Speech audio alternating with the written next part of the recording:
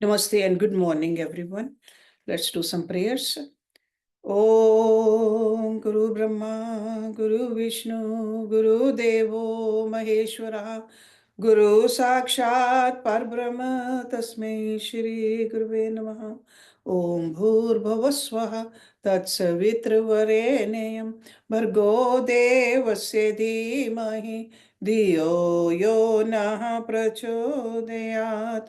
अस्तो मा सद्गम्य तमसो मा ज्योतिर्गम्य मृत्युर्मा अमृतं गम्य ओम सहनावतु सहनौभुनक्तु सवीर्यं कर्वावहि तेजस्विनाव अधीतमस्तु मा विद्विषावहि। ओम शांति शांति शांति।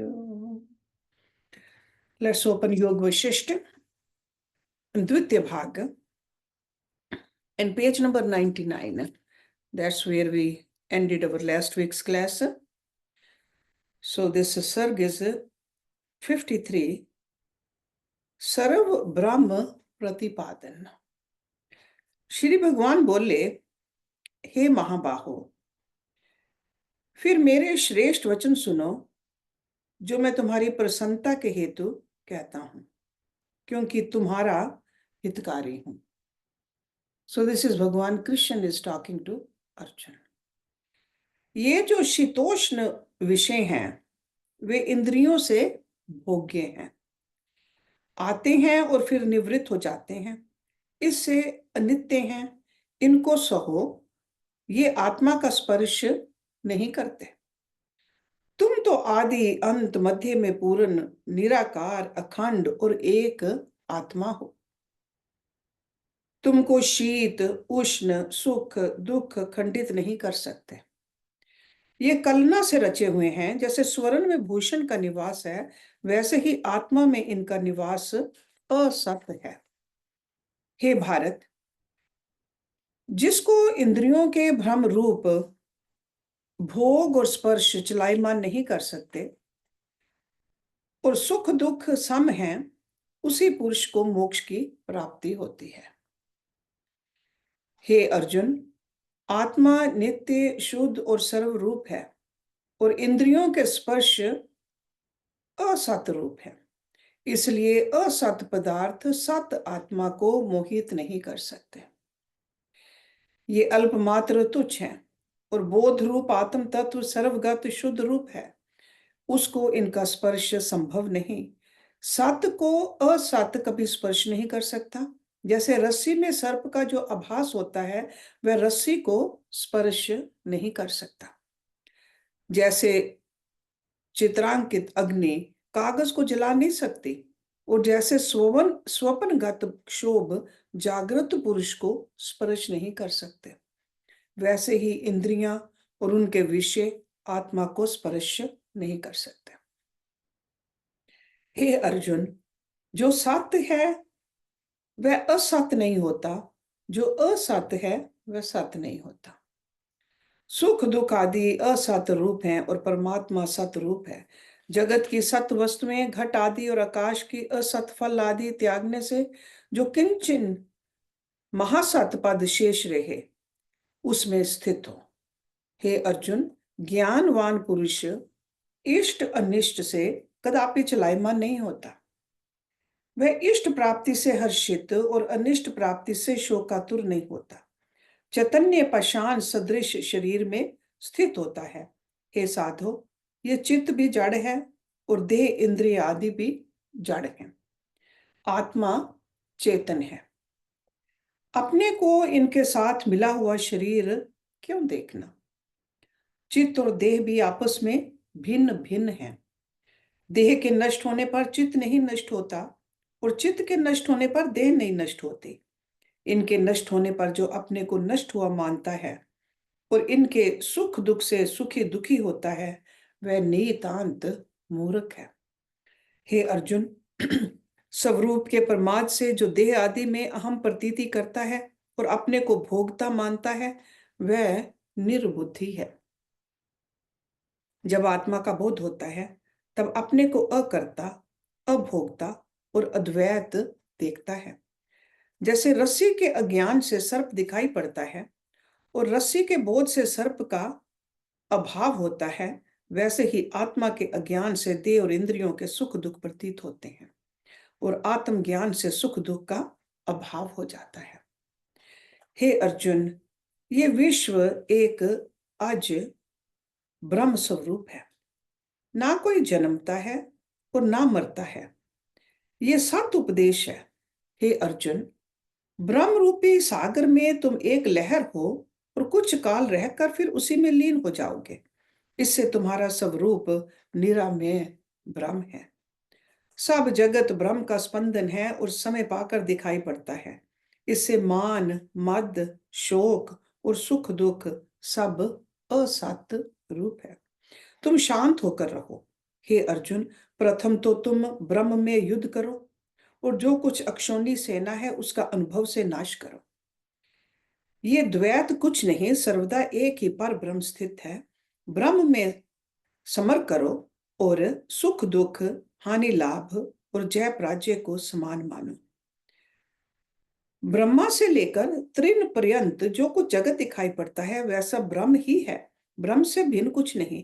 ऐसा जानकर लाभ हानि में सम होकर स्थित हो और कुछ चिंता ना करो। हे अर्जुन, जड़ शरीर से कर्म स्वाभाविक होते हैं। जैसे वायु का स्फुरन स्वाभाविक होता है, वैसे ही देह से कर्म स्वाभाविक होते हैं। हे अर्जुन, भोजन, यजन, दान इत्यादि जो कुछ कार्य करो सब आत्मा देखो को ही अर्पण करो। सदा आत्म सत्ता में स्थित रहो और सबको आत्म रूप देखो। हे अर्जुन, जो किसी के हृदय में दृढ़ निश्चय होता है वही रूप उसको भासित होता है। जब तुम इस प्रकार अभ्यास करोगे तब ब्रह्म रूप हो जाओगे, इसमें संदेह नहीं। हे अर्जुन, जो आत्मा को कर्मों का अकर्ता देखता है वह मनुष्यों में बुद्धिमान है और संपूर्ण कर्मों के करते भी कुछ नहीं करता। हे अर्जुन, कर्मों के फल की इच्छा भी ना हो और कर्मों से विरसता भी ना हो, यों योग में स्थित होकर कर्म को करो। हे धनंजय, कर्तृत्व के अभिमान और फल की वांछा को त्याग कर कर्म निरत हो। जो कर्मों के फल और संग को त्याग कर नित्य तृप्त हुआ है वह करता हुआ भी कुछ नहीं करता। हे अर्जुन, जो सब आरंभों में कामना और संकल्प का त्यागी है और ज्ञान अग्नि से कर्म जलाए बैठा है उसी को बुद्धिमान लोग पंडित कहते हैं। जो आत्मा में समवस्थित है और सब अर्थों में निष्प्रिय और निर्द्वंद सत्ता में स्थित है, यथा प्राप्त में बरतता है, वह महिमंडन है। वह समुद्र की तरह अचल और अपने में तृप्त है। जैसे समुद्र में अनिश्चित जल प्रवेश करता है वैसे ही ज्ञानवान में सुख प्रवेश करते हैं। वह शांत रूप सब कामनाओं से मुक्त है। सर्ग नंबर 54, जन्म मरण एक मिथ्या कल्पना। श्री भगवान बोले, हे अर्जुन, तुम देश काल और वस्तु के परिच्छेद से रहित अविनाशी और अजर आत्मा हो। परिणाम या विकार से रहित को अजर कहते हैं। हे अर्जुन, तुम शोक मत करो, ये जगत तुमको ज्ञान से भासित होता है। अज्ञान अपने प्रमाद को कहते हैं और प्रमाद अनात्मा में आत्माभिमान करने का नाम है। हे अर्जुन, ये जो संसार रूपी तुम्हारा शरीर है इसमें अभिमान मत करो, ये मिथ्या है, इसमें दुख होता है। तुम असंग विनाशी हो, तुम्हारा नाश कदापि नहीं होता। हे अर्जुन, जो विनाश रूप है उसका अस्तित्व कभी ना होगा और जो सत्य है उसका अभाव ना होगा। तत्ववेताओं में ने इन दोनों का निर्णय किया है। हे अर्जुन, जिससे ये सब प्रकाशित होता है उसको तुम अविनाशी जानो, उसका कोई विनाश नहीं कर सकता। हे अर्जुन, तुम ऐसे हो और ये आत्मा सबका अपना है, तब उसका विनाश कैसे हो? अज्ञानी मनुष्य उसको विनाशी मानते हैं। अर्जुन ने पूछा, हे भगवान, आप कहते हैं कि आत्मा अविनाशी है और सबका अपना है, तो इन प्राणियों का नाश क्यों होता है? भगवान बोले, हे अर्जुन, तुम सत्य कहते हो, किसी का नाश नहीं होता, परंतु अज्ञान से लोग अपना नाश होता मान लेते हैं। हे अर्जुन, तुम आत्मवेता बनो। वह आत्मा एक अद्वैत है जिसको एक भी नहीं कह सकते, तब द्वैत कहां से हो? अर्जुन बोले, हे भगवान, आप कहते हैं कि आत्मा एक है, तो मृत्यु भी उससे भिन्न दूसरी ना हुई, और यह भी सत्य है कि लोग मरकर नरक या स्वर्ग भोगते हैं। यदि मृत्यु नहीं तो लोग मरते क्यों हैं, और पाप पुण्य का फल कैसे भोगते हैं? श्री भगवान बोले, हे अर्जुन, ना कोई मरता है और ना जन्मता है। ये स्वप्नवत मिथ्या कल्पना है। जैसे स्वप्न में निद्रा दोष से जन्मना मरना जान पड़ता है, वैसे ही संसार में ये जन्म मरण अज्ञान से दिखाई देता है। अज्ञान सुफुरन का नाम है, उसी से नरक और स्वर्ग कल्पित हुए हैं। हे अर्जुन, जैसे ये जीव भोगता है वह तुम सुनो। इस जीव ने अपने स्वरूप के प्रमाद से संकल्प में शरीर रचे हैं। पृथ्वी, जल, अग्नि, वायु और आकाश में मन, बुद्धि और अहंकार से जीव प्रकट होता है। उस अंतःकरण से मिलकर जैसी वासना करता है वैसा ही आगे भोगता है। वह वासना त्रिविध है, एक सात्विकी, दूसरी राजसी, तीसरी तामसी। जैसी वासना होती है वैसा ही स्वर्ग और नरक बन जाता है। सात्विकी वासना से स्वर्ग बन जाता है और राजसी तामसी से नरक आदि रूपायित होते हैं। स्वर्ग नरक केवल वासना मात्र है। वास्तव में ना कोई स्वर्ग है, ना नरक है, ना कोई मरता है, ना जन्मता है। केवल एक आत्मा ही ज्यों का त्यों स्थित है, परंतु ये जगत भ्रम से भासित होता है। इस जीव ने अज्ञान से चिरकाल तक वासना का अभ्यास किया है, उसी से भ्रम देखता है। अर्जुन बोले, हे जगतपते, ये जीव जो नरक, स्वर्ग आदि योनि जगत में देखता है, उसका कारण क्या है? श्री भगवान बोले, हे अर्जुन, अज्ञान से जो अनात्मा में आत्माभिमान हुआ है, उससे जगत को सत जानकर जीव वासना करने लगा है। और जैसे जैसे जगत को सत जानकर वासना करता है, वैसे ही वैसे जगत भ्रम देखता चलता है। जब आत्म विचार उत्पन्न होता है, तब जगत को स्वप्नवत देखता है और वासना का भी क्षय हो जाता है। वासना क्षय होने पर कल्याण की प्राप्ति होती है। फिर अर्जुन ने पूछा, हे भगवान, चिर अभ्यास से जो संसार भ्रम दृढ़ हो रहा है, वह किस प्रकार है और किस प्रकार उद्भूत लीन होगा? श्री भगवान बोले, हे अर्जुन, मूर्खता और अज्ञान से जो अनात्म देह आदि में आत्म भावना होती है, उससे जगत को सत जानकर जीव वासना करता है, जिसके अनुसार जगत भ्रम देखता है। पर जब स्वरूप का अभ्यास करता है तब वासना नष्ट हो जाती है। इससे हे अर्जुन, तुम स्वरूप का अभ्यास करो। एंड दिस इज व्हाट ध्यान इज। अपने स्वरूप को पहचानो। अहम मम आदि वासना को त्याग कर केवल आत्मा की भावना करो। ये देह वासना रूप है। जब वासना निवृत्त होगी तब देह भी लीन हो जाएगी, और जब देह लीन हुई तब देश काल जन्म मरण भी ना रहेंगे। ये जीव के अपने ही संकल्प से उठे हुए मात्र भ्रम रूप हैं। उनकी वासना से घिरा हुआ जीव भटकता है।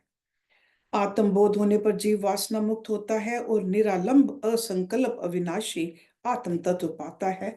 वही मोक्ष है। हे अर्जुन, जब जीव को तत्व बोध होता है तब वह वासना रूपी जाल से मुक्त हो जाता है, और वासना से मुक्त हुआ तो मुक्त हुआ। कोई पुरुष सर्वधर्म परायण, सर्वज्ञ और शास्त्रों का ज्ञाता भी हो, पर यदि वासना से मुक्त नहीं तो वह सब ओर से बंधा हुआ है। जैसे दृष्टि के दोष से निर्मल आकाश में मोर की पूंछ की तरह तारे भासित होते हैं, वैसे ही मूर्ख को शुद्ध आत्मा में वासना रूपी मल ये जगत भासित होता है। जैसे पिंजड़े में पक्षी बंद होता है, वैसे ही वह बंधन में पड़ता है। जिसके हृदय में वासना है वह बंधन में है, और जिसके हृदय में वासना नहीं है उसे मुक्त जानो। जिसके हृदय में जगत की वासना है वह यदि बड़ी प्रभुता से संयुक्त दिखाई पड़े तो भी दरिद्र और दुख का भागी है। जिसकी वासना नष्ट हुई है वह यदि प्रभुता से रहित दिखाई पड़े तो भी बड़ा प्रभुता संपन्न ऐश्वर्यशाली है। सर्ग नंबर 55। जीव आत्मा के संसार भ्रमण में कारण रूपी वासना के नाश से मुक्ति का प्रतिपादन। श्री भगवान बोले, हे अर्जुन, इस प्रकार तुम वासना त्यागी जीवन मुक्त होकर विचरो। तब तुम्हारा अंतःकरण शीतल हो जाएगा। तुम जरा मरण से मुक्त और निसंग आकाश समान होंगे और इष्ट निष्ठ को त्याग कर वीत राग होंगे। हे अर्जुन, प्रवाह से जो कार्य आकर प्राप्त हो उसे करो। युद्ध में कायरपन ना करो। आत्मा विनाशी और देह नाशवान है। देह का नाश होने से आत्मा का नाश नहीं होता। हे अर्जुन, जो जीवन मुक्त पुरुष हैं वे राग द्वेष मुक्त होकर प्रवाह से प्राप्त कार्य को करते हैं। तुम भी जीवन मुक्त स्वभाव होकर विचरो और ये मैं करूं ये ना करूं इस ग्रहण त्याग की दुविधा को त्यागो। इसी से ज्ञानवान बंधन में नहीं पड़ते। जो मूर्ख हैं वे इस बंधन में पड़ते हैं और जीवन मुक्त पुरुष सुषुप्तवत स्थित होकर प्रवाह प्राप्त और प्रबुद्ध की तरह वासना से रहित होकर कार्य करते हैं। जैसे कच्छप अपने अंग समेट लेता है वैसे ही ज्ञानवान वासना को समेट लेता है और अपने को चिन्ह मात्र रूप जानता है। मुझ में जगत माला के दोनों की तरह पिरोया हुआ है और सब जगत मेरा अंग है। जैसे अपने हाथ पसारे समेटे और जैसे समुद्र के तरंगे उठती और लीन होती हैं वैसे ही विश्व आत्मा से उपजते और लीन होते हैं। उससे भिन्न कुछ भी नहीं। हे अर्जुन, जैसे चंदवे के ऊपर नाना प्रकार के चित्र लिखे होते हैं परंतु वे रंग और वस्त्र से भिन्न नहीं होते, वैसे ही आत्मा में मन रूपी चितीरे ने जगत रचा है जो अनउपजा होकर भी उपजा सा लगता है। जैसे खंभे में चितेरा कल्पना करता है कि इसकी पुतलियां निकलेंगी, तब आकाश रूपी पुतलियां उसके मन में उदित होती हैं, वैसे ही ये तीनों जगत काल से युक्त चित्त में प्रकट होते हैं। चितेरा भी मूर्तियां तब लिखता है जब उसके चित्त के भीतर कल्पना होती है। पर यह आश्चर्य है कि मन आकाश में चित्र बनाता है। हे अर्जुन, ये चित्र स्पष्ट दिखता है तो भी आकाश रूप है। जैसे स्वप्न सृष्टि आकाश रूप होती है वैसे ही ये भी जानो, आकाश और दीवार में भेद नहीं, परंतु आश्चर्य है कि भेद भासित होता है। जैसे मनोराज्य स्वप्नपुर में मन के सुफुरन से जगत भासित होता है और मन के सुप्त होने से लय हो जाता है, तो वह मनोमात्र है। वैसे ही ये मनोमात्र है और आकाश से भी अधिक शून्य है। जैसे स्वप्नपुर और मनोराज्य में एक क्षण में बड़े काल का अनुभव होता है और पूर्व रूप के विस्मरण से वह सत्य सा जान पड़ता है, वैसे ही यह जगत सत्य प्रतीत होता है। जब तक प्रमाद होता है तब तक सत्य प्रतीत होता है, पर जब इस क्रम से जीव आत्म रूप को देखता है तब जगत भ्रम निवृत्त हो जाता है। यद्यपि प्रकट दिखाई पड़ता है परंतु लीन हो जाता है और शर्त काल के आकाश की तरह आत्मा निर्मल भासित होता है। जैसे चितेरे के मन में जो चित्र जगते हैं वे आकाश रूप हैं, वैसे ही ये जगत आकाश रूप है। हे अर्जुन, भाव अभाव वृत्ति को त्याग कर स्वरूप में स्थित हो जाओ, तब आकाश सदृश निर्मल हो जाओगे। जैसे मेघ की प्रवृत्ति और निवृत्ति में आकाश निर्मल ही रहता है, वैसे ही तुम भी पदार्थ के भाव अभाव में निर्मल हो। जो कुछ पदार्थ दृष्टिगत हैं वे सब आकाश रूप हैं। जैसे चितेरे के मन में पुतलियां भासित होती हैं वैसे ही ये जगत आकाश रूप है। जैसे एक क्षण में मन के सुफुरन से नाना प्रकार के पदार्थ भासित होते हैं और सुप्त होने से लीन हो जाते हैं, वैसे ही प्रमाद से ये जगत भासित होता है और आत्मज्ञान से लीन हो जाता है। आत्मा में जगत निर्वाण रूप है, पर आत्मा में एक निमेष के स्फुरन द्वारा प्रमाद से वज्रसार की भांति दृढ़ स्पष्ट भासित होता है। वो चित्त के चेतने से सत्य जान पड़ता है। पर ये सब जगत आकाश रूप है, द्वैत कुछ हुआ ही नहीं। पर बड़ा आश्चर्य है कि आकाश पर लिखे हुए चित्र नाना रूप रमणीय होकर भासित होते और मन को मुग्ध करते हैं। हे अर्जुन, यही आश्चर्य है कि कुछ ना होने पर भी नाना प्रकार के रंग भासित होते हैं। आकाश रूपी नील सरोवर में चंद्रमा और तारे आदि फूल खिले हैं और उनमें मेघ रूपी पत्ते लगे हैं। हे अर्जुन, और आश्चर्य देखो कि चित्र भी तब होता है जब उसका आधार दीवार अथवा वस्त्र हो। पर यहाँ चित्र प्रथम उत्पन्न होते हैं, आधार अर्थात दीवार पीछे बनती है। प्रथम ये मूर्तियां और चित्र बने हैं और पीछे दीवार हुई है, यही आश्चर्य है। हे अर्जुन, ये माया की प्रधानता है कि वास्तविक आकाश रूप चितेरे ने आकाश में आकाश रूप पुतलियां रची हैं। आकाश में आकाश रूप पुतलियां उपजी हैं और आकाश में लीन हो जाती हैं। वे आकाश ही का भोजन करती हैं। आकाश ही को आकाश देखता है। आकाश ही ये सृष्टि है और आकाश का ही रूप आकाश रूप आत्मा में आकाश रूप से स्थित है। हे अर्जुन, वास्तव में आत्मा ऐसा है। ऐसे अद्वैत रूप आत्मा में जो उत्थान हुआ है, उस उत्थान से उसको स्वरूप का प्रमाद हुआ है, जिससे दृश्य ब्रह्म दिखाई पड़ता है और अनेक वासनाएं उत्पन्न होती हैं। वासना रूपी रस्सी से बंधा हुआ जीव भटकता है और वासना से घिरा हुआ अहम त्वम आदि शब्दों को जानने लगता है और नाना प्रकार के भ्रम देखता है, तो भी उसका स्वरूप ज्यों का त्यों है। जैसे दर्पण से प्रतिबिंब पड़ता है और दर्पण ज्यों का त्यों रहता है, वैसे ही आत्मा में जगत प्रतिबिंबित है और आत्मा छेद भेद से रहित है, ब्रह्म में स्थित है। जब सब वही है, तब छेद भेद किसका हो। जैसे जल में तरंगे और बुलबुले जल रूप हैं, वैसे ही ये सब ब्रह्म से ही पूर्ण है, उसमें द्वैत कुछ नहीं। जैसे आकाश में आकाश स्थित है, वैसे ही आत्मा में आत्मा स्थित है। उसमें वास वासक कल्पना कोई भी नहीं, परंतु स्वरूप के प्रमाद से वास वासक भेद होता है। स्वरूप का ज्ञान होने पर वासना नष्ट हो जाती है। हे अर्जुन, जो वासना से मुक्त है वही मुक्त है और वासना से बंधा हुआ बंधन में पड़ता है। यदि सब शास्त्रों का वेता भी हो और सर्व धर्मों से पूर्ण हो, तो भी यदि वासना से मुक्त नहीं हुआ तो बंधन में बंधा ही है।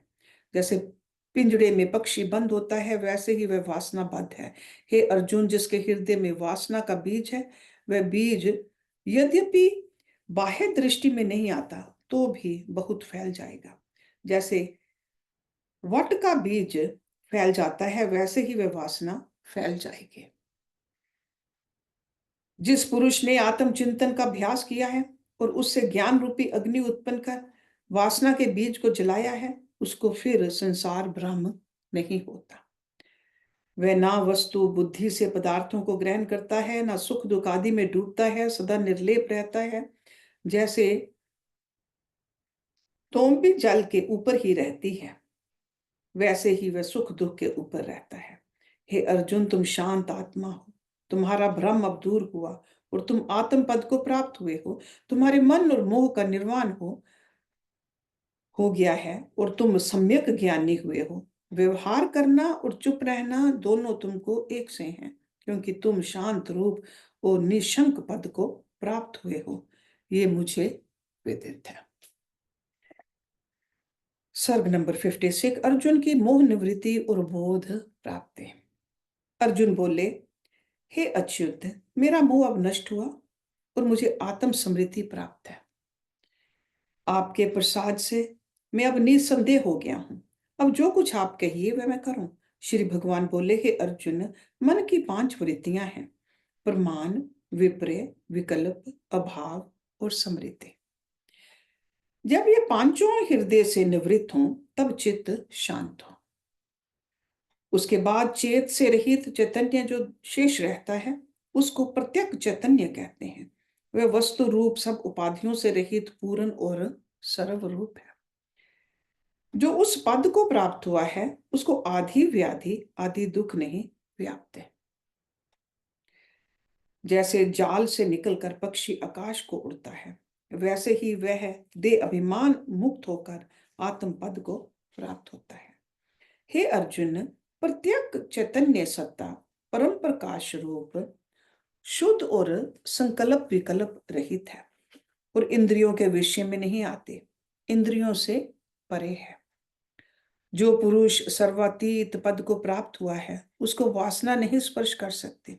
उसके प्राप्त होने पर यह घट पद आदि पदार्थ सब शून्य हो जाते हैं और वहां तुच्छ वासना का कुछ बल नहीं चलता।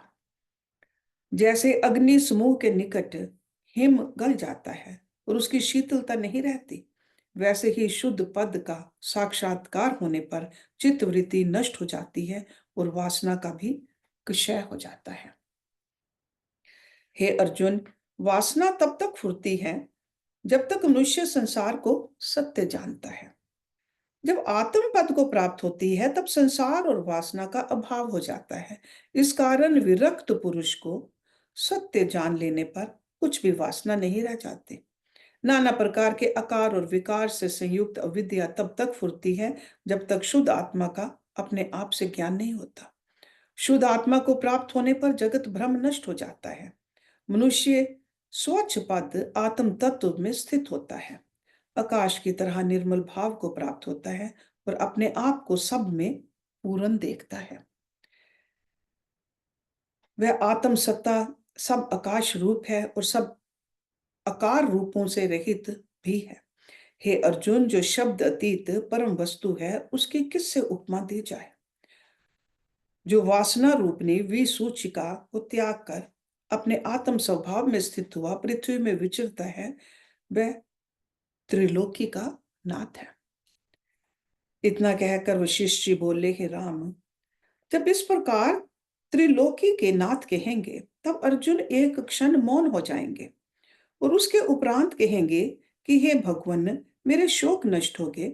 जैसे सूर्य के उदय होने पर कमल खिल उठते हैं, वैसे ही आपके वचनों से मेरा बोध खिल गया है।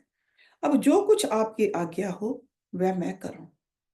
इस प्रकार कहकर अर्जुन गंडीव धनुष ग्रहण करेंगे और भगवान को सारथी बना करके निसंदेह और निशंक होकर युद्ध करेंगे। जिसमें हाथी घोड़े मनुष्य मारकर रक्त प्रवाह बहाएंगे तो भी आत्म तत्व में स्थित रहेंगे और स्वरूप से चलायमान ना होंगे। जैसे पवन मेघ का अभाव कर देता है, वैसे ही वे योद्धाओं का नाश करेंगे। सर्ग नंबर 57। परमात्मा की नित्य सत्ता, जगत की असत्ता एवं जीवन मुक्त अवस्था का निरूपण। वशिष्ठ बोले, हे राम, ऐसी दृष्टि का आश्रय लो जो दुख का नाश करती है। निसंग सन्यासी होकर अपने सब कर्म और चेष्टाओं को ब्रह्म अर्पण करो, जिसमें ये सब हैं और जिससे ये सब है। ऐसी सत्ता को तुम परमात्मा जानो। अनुभव रूप आत्मा है, उसकी भावना से मनुष्य उसी को प्राप्त होता है, इसमें संदेह नहीं। जो सत्ता संवेदन से रहित चैतन्य है, उसी को तुम परम पद जानो। वह सबका परम दृष्टा रूप और सबका प्रकाशक है। महा उत्तम परम गुरु गुरु का भी गुरु है। उसको शून्यवादी शून्य, विज्ञानवादी विज्ञान और ब्रह्मवादी ब्रह्म कहते हैं। So these are like a different philosophies, but they all are talking about the same. Different names, but same. वह परम सार शांत रूप शिव अपने आप में स्थित है। वही आत्मा एक जगत रूपी मंदिर को प्रकाश करने वाला दीपक, जगत रूपी वृक्ष का रस, जगत रूपी पशु का पालने वाला गोपाल और जीव रूपी मोतियों को एकत्र करने वाला धागा है। हृदय और भूत रूपी मिर्चों में तीक्ष्णता है। निदान सब पदार्थों में पदार्थ रूपनी सत्ता वही है। सत्य में सत्यता और असत्य में असत्यता वही है। जगत रूपी गृह में सब पदार्थों को प्रकट करने वाला दीपक वही है और उसी से सब सिद्ध होते हैं। चंद्रमा, सूर्य, तारे आदि जो प्रकाश रूप दिखाई देते हैं, उनका भी वह प्रकाशक है। ये जड़ प्रकाश है और वह चैतन्य प्रकाश है। उसमें ये सिद्ध होते हैं, उसी से सब प्रकाश प्रकट हुए हैं। ये आत्म संवित अपने विचार से ही पाया जाता है। हे राम, जो कुछ भाव अभाव पदार्थ दिखाई पड़ते हैं वे असत्य हैं, वास्तव में कुछ हुए नहीं, पर मात दोष से भासित होते हैं और जब ज्ञान विवेक आता है तब नष्ट हो जाते हैं। हे राम, जिसके हृदय में अहम भाव है, उसे ये जो जगत जाल मिथ्या भ्रम से भासित होता है, उसको उत्पन्न क्या कहें। और किसकी आस्था की जाए। ये जगत कुछ वस्तु नहीं, आदि अंत मध्य की कल्पना से रहित जो देव है वह ब्रह्म सत्ता समान अपने आप में स्थित है, और द्वैत कुछ नहीं बना। अब ये तुमको दृढ़ निश्चय होगा तो तुम व्यवहार करते हुए भी हृदय से निसंग और शांत रूप होगे। सो निसंग इज डिटैच्ड एंड शांत रूप peaceful. This is what we are looking for when we do the sadhana. हे राम, जिस पुरुष की उस समान सत्ता में स्थिति हुई है वह इष्ट अनिष्ट की प्राप्ति में राग द्वेष रहित हृदय से सदा शांत रूप रहता है। उसका न उदय होता है न अस्त होता है, सदा समभाव में स्थित रहता है। वह सब सब स्वस्थ रूप अद्वैत तत्व में स्थित होता है और जगत की ओर से सुषुप्त सा हो जाता है। व्यवहार भी करता है परंतु दर्पण सदृश उसे क्षोभ नहीं होता। जैसे मणि सब प्रतिबिंब को ग्रहण करती है परंतु उसका संग नहीं करती, वैसे ही ज्ञानवान पुरुष कभी कलना कलंक को नहीं प्राप्त होता, उसका चित्त व्यवहार से सदा निर्मल रहता है। ज्ञानवान को जगत आत्मा का चमत्कार भासित होता है, वह न एक है न अनेक, आत्म तत्व सदा अपने आप में स्थित है। चित्त में जो ये चेतन भाव भासित होता है उस चित्त के चेतने का नाम संसार है, और फुरने से रहित शांत चित्त का नाम परम पद है। हे राम, महाचैतन्य में जो निज का अभाव है कि मैं आत्मा को नहीं जानता, इसी का नाम चित्त स्पंदन है, और यही संसार का मूल हेतु है। जब इस भावना का क्षय हो तब चित्त शांत हो। Okay, so when we think that we don't know who we are, then there's a definitely inside our mind fluctuation. That is a chitta spandan. Okay, so मैं आत्मा को नहीं जानता, इसी का नाम चित्त स्पंदन है, और यही संसार का मूल हेतु है। हेतु means the cause, the root cause is that. जब इस भावना का क्षय हो तब चित्त शांत हो। हे राम, जहां निज भाव होता है वहां पदार्थों का अभाव होता है। सो निज भाव मीन्स अपने आप का भाव, आत्म भाव। पदार्थों का अभाव होता है, वह निज सत्ता सर्वस्थल अपने अर्थ को सिद्ध करती है, परंतु आत्मा में नहीं प्रवृत्त हो सकती। जब जीव कहता है कि मैं आत्मा को नहीं जानता, तब भी आत्मा का अभाव नहीं होता, क्योंकि अभाव को जानने वाला भी आत्मा ही है। जो आत्म तत्व ना हो तो अभाव कौन कहे। Okay, so in other words, when somebody says I don't believe in God, that doesn't mean that the presence of the God is not in that person. The power which is making you say that I don't believe in God, that's also God. Okay, so this is the point he's making over here. वह आत्मा परम शून्य है परंतु अजड़ रूप परम चैतन्य है। हे राम, तुम निज का अर्थ आत्मा में करो और आत्मा का अभाव ना मानो। अनात्म में जो निज का भावत्व है उसका अभाव करो, अर्थात अनात्म को अभाव रूप जानो। इस प्रकार दृढ़ भावना करने पर संसार का भ्रम निवृत्त हो जाएगा और केवल आत्म भाव शेष रह जाएगा।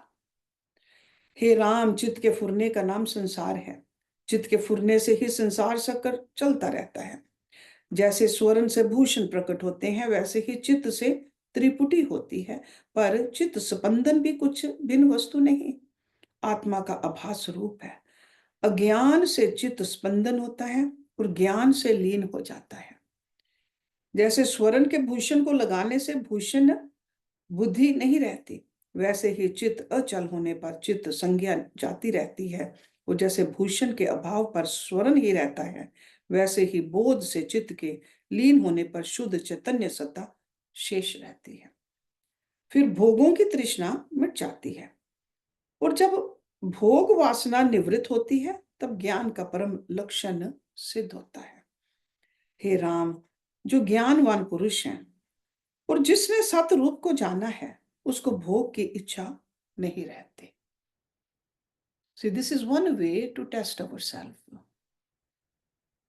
हमारे मन में भोग की इच्छा है कि योग की इच्छा है? Over here, योग means भगवान से मिलने के, अपने आप को जानने के. ओके? जो ज्ञानवान पुरुष है और जिसने सतरूप को जानना है, उसको भोग की इच्छा नहीं रहती.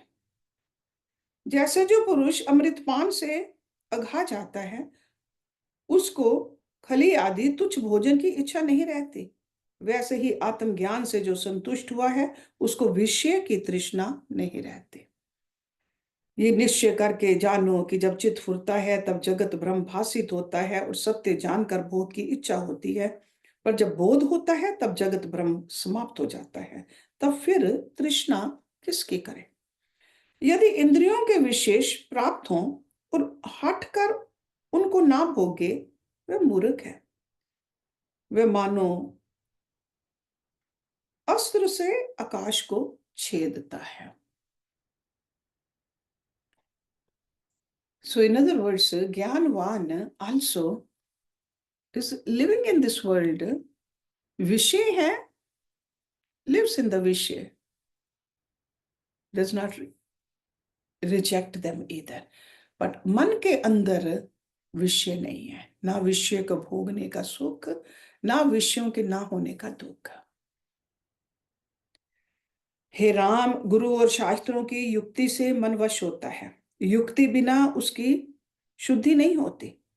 यदि कोई अपने अंग ही को काटे और उससे चित्त को स्थिर करना चाहे, तो भी चित्त स्थिर नहीं होता और ना संसार भ्रम ही मिटता है.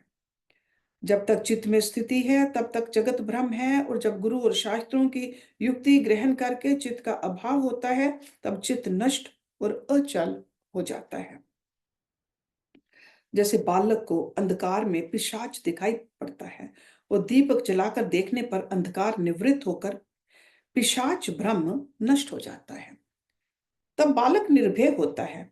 वैसे ही आत्मज्ञान रूप युक्ति से अज्ञान निवृत्त होता है.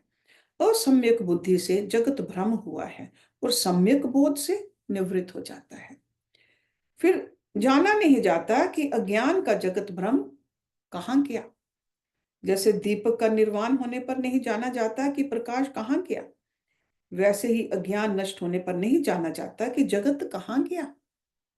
चित्त के फुरने से बंधन होता है और ना फुरने से मोक्ष, परंतु आत्मा से भिन्न कुछ नहीं. आत्म सत्ता ज्यों की त्यों है, उसमें ना बंधन है ना मोक्ष. हे राम, जब मोक्ष की इच्छा होती है तब भी उसकी पूर्णता का क्षय होता है और निसंवेदन होने पर कल्याण होता है. जो अनायास अनाभास अजड़ रूप परम पद है, वह चैतन्य उन्मुक्त रहित है. हे राम, बंधन मोक्ष आदि भी कलना में होते हैं. जब कलना रहित बोध होता है तब बंधन मोक्ष दोनों नहीं रहते. जब तक विचार से नहीं देखा तब तक बंधन और मोक्ष भासित होता है. विचार करने से दोनों का अभाव हो जाता है. जब अहम इदम आदि भावना का अभाव हुआ, तब किसको कौन बंधन कहे, किसको मोक्ष. सब कलना चित्त के फुरने से होती है. जब चित्त का फुरना नष्ट होता है तब सब कलना का अभाव हो जाता है. तभी पुरुष शांति पाता है, अन्यथा नहीं. इससे चित्त को आत्म पद में लीन करो. जिसके आश्रय से यह जगत उपजता और लीन होता है, उसी अनुपम रूप प्रत्यक आत्म प्रकाश ज्ञान रूप आत्मा में स्थित हो जाओ. So you can see that where Rishi Patanjali started Yog Darshan, that's what Vashishta is talking about right now. Right? Yoga Shit Vritti Nirodha. And again over here in these chapters, we saw that अपने चित्त का फुरना, वो फुरता कैसे है? वृत्तियां, उन वृत्तियों को ही कंट्रोल करना है हमने, so that ultimately we know who we are. Okay, Atma is right there, but somehow we don't experience it, we don't see it. So इसलिए चित्त को कंट्रोल करना. So let's stop it here and we'll start with the next verse next week. पर ब्रह्म परमात्मा के सत्ता सामान्य स्वरूप का प्रतिपादन। ओम पूर्णमदा पूर्णमिदं पूर्णात् पूर्णमुदच्यते पूर्णस्य पूर्णमदाय पूर्णमेवावशिष्यते। ओम शांति शांति शांति। ओम। Thank you very much.